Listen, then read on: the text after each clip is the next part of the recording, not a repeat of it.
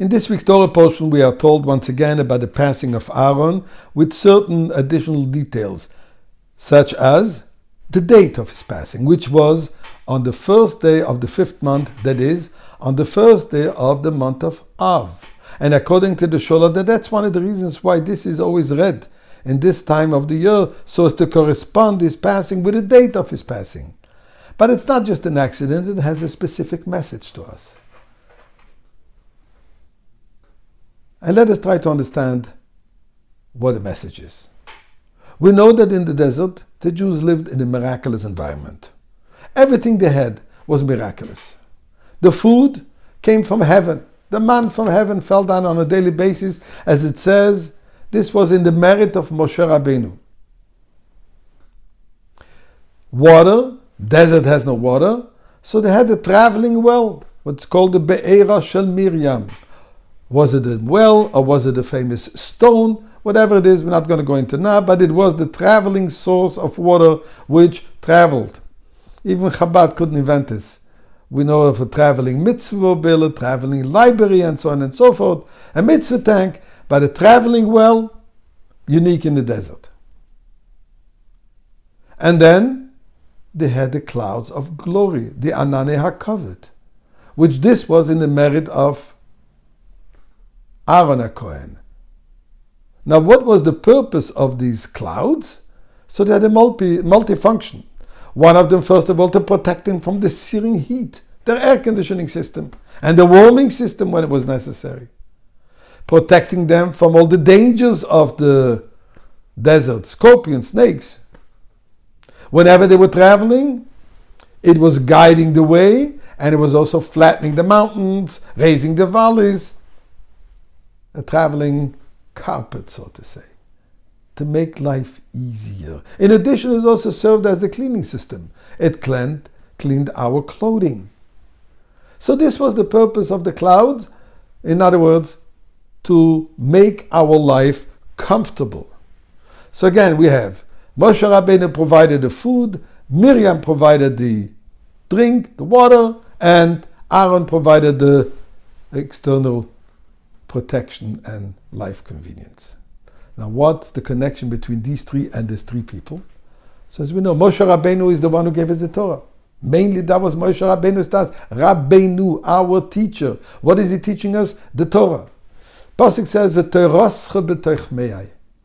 Your Torah is in my intestines. Torah is like food that we take in, that nourishes us, that we internalize, we digest it. It becomes an integral part of our body, so to say.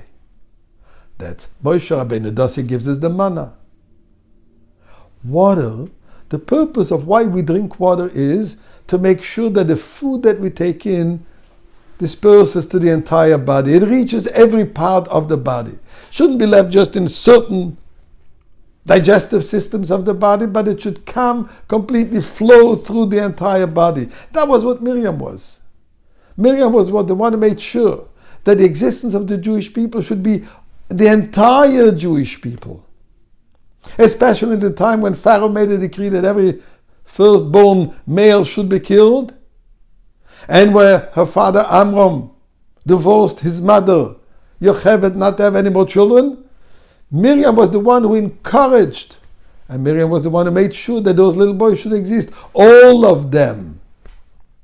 The entire body, not just the lead, the intellect, etc., the Torah, the understanding, but the entire body should be alive. Miriam. The clouds was Aaron HaKohen. Something interesting. What they had in common, the food and the water, was with differences. As it says, to the righteous people, the man would fall right at the door, all ready to eat.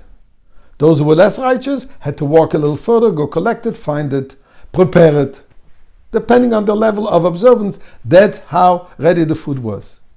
The water was also, it says that the princes, the head of each tribe, had to come to the well and direct the water to their tribe.